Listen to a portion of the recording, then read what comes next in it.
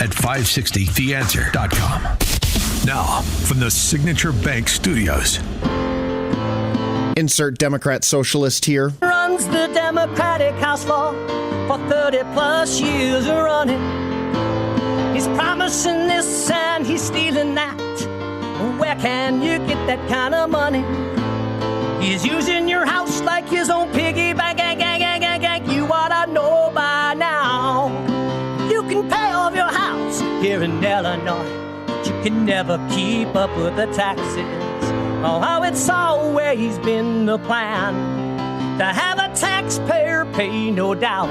Not a matter of if anymore, but when. You're moving out. I said, when you're moving out. Top of the morning, Dan Proft. That theme music means it's time for our weekly conversation about all things Illinois policy related with the Wirepoints gang, wirepoints.org.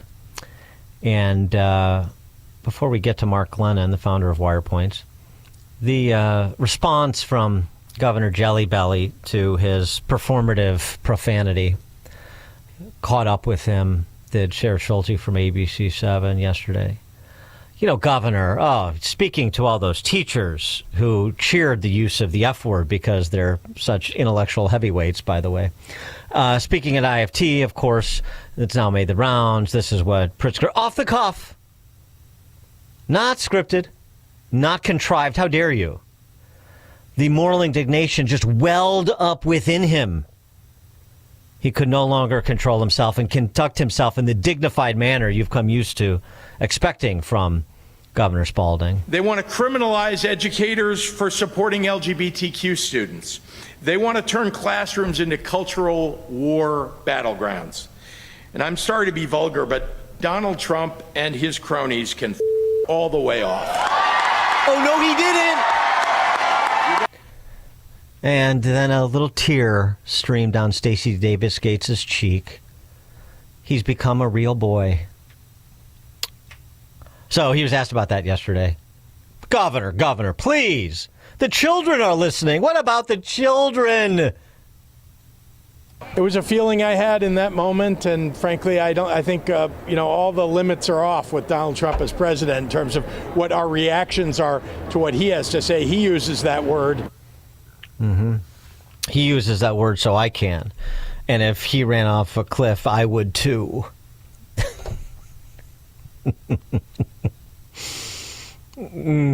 People that look at him as anything other than a figure of derision, they entertain me. How soft-minded they are.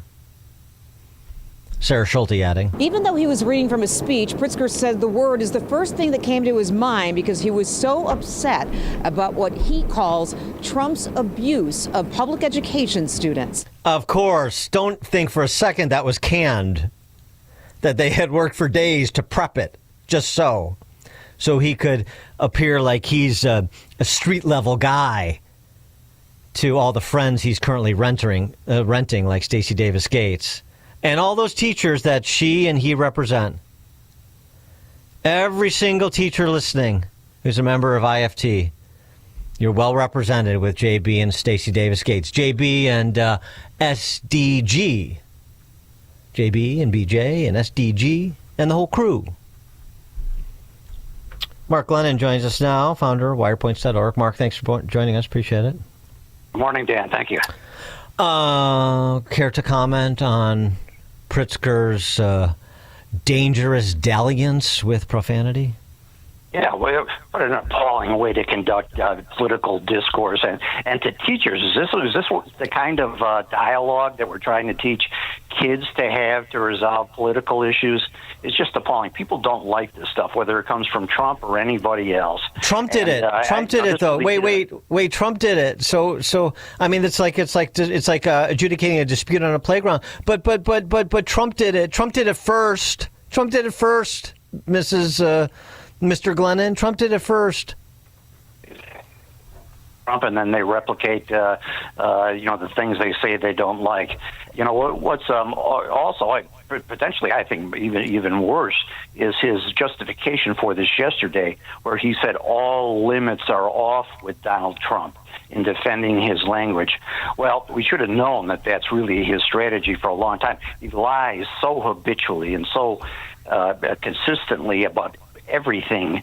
That's been a strategy from the beginning, that it just doesn't matter, and that's why charges about hypocrisy or lying or anything else really don't matter to the left, because they think they've got righteousness on their side.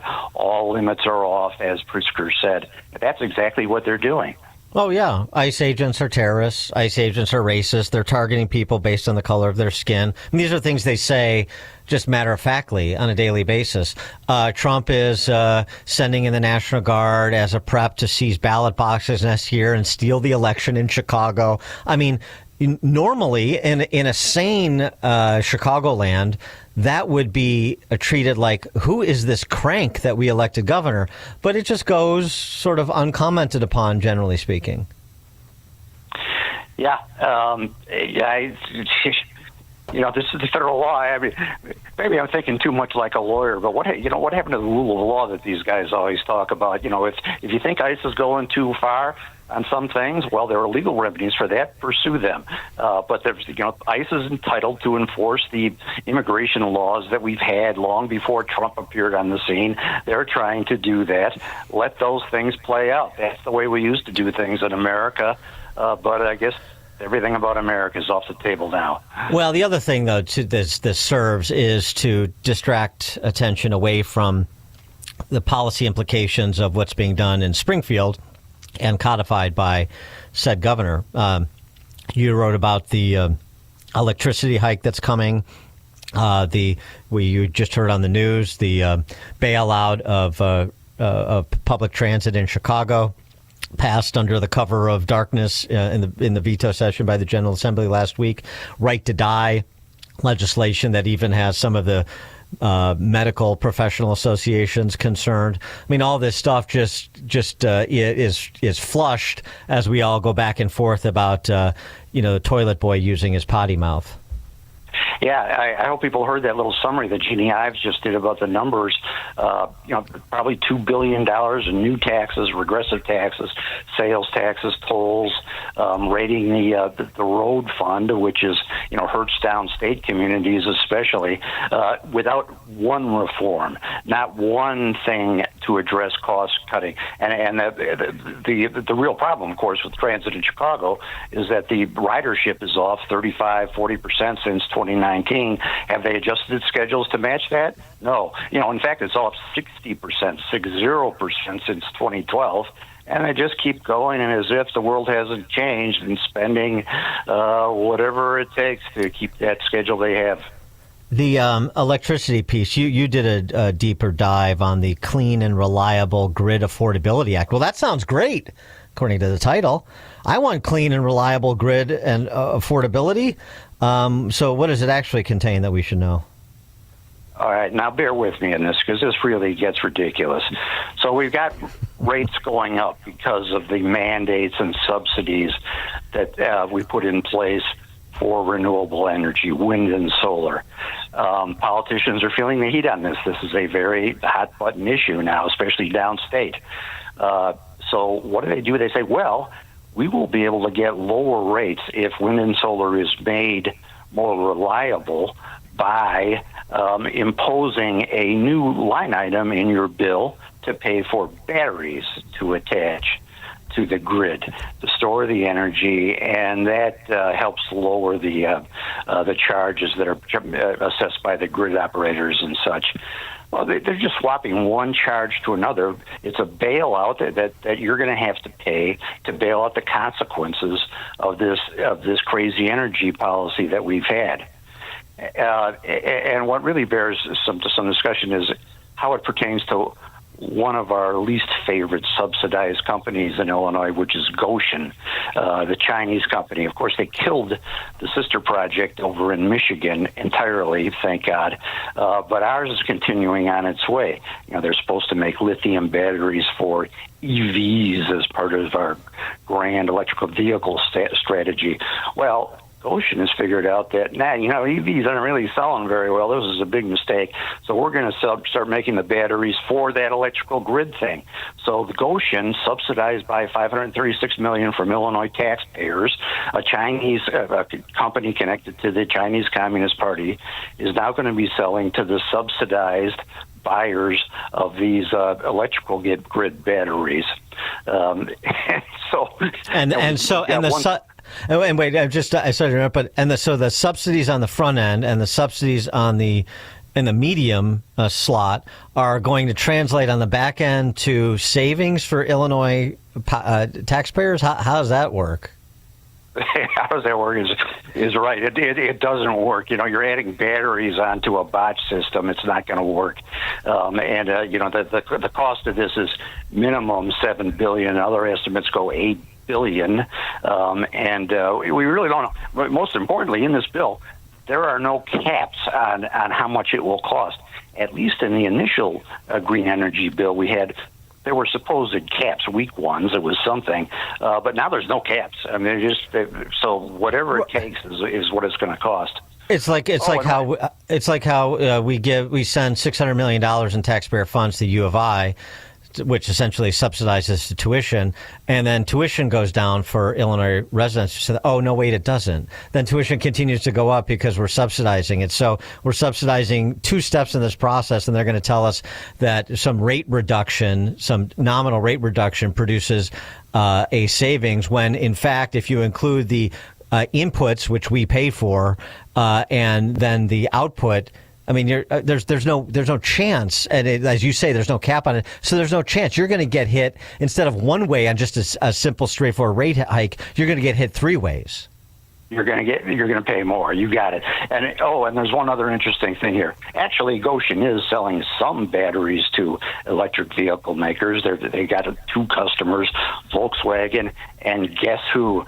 Rivian, our other great subsidized company here, that is lying to get $800 million from the state of Illinois. They're struggling for their life. They're on line to lose $2 billion this year. Sales are plummeting. Our great central planners just keep piling one subsidized company on top of another, leaning against each other, hoping this is all going to work out. It's all going to fall down. And the bailout of Chicago Transit, what does that accomplish? I mean, it doesn't. Just because you underwrite with more money, you underwrite the adults who have jobs in the system, doesn't mean riders come back. Doesn't mean that you're going to generate any more revenue. All you've done is put paper over the structural, effectively bankruptcy of the system. So then we're going to be back here again next year, particularly as long as transit systems like the CTA are largely unsafe. That's right. There was a standard in effect for a long time that transit authorities tried to get 50% of their revenue from the fare box. That's down to 25% in this new bill. And, the out-year deficits that are still projected for the local transit authority are still there. So we're going to have the same problem going forward.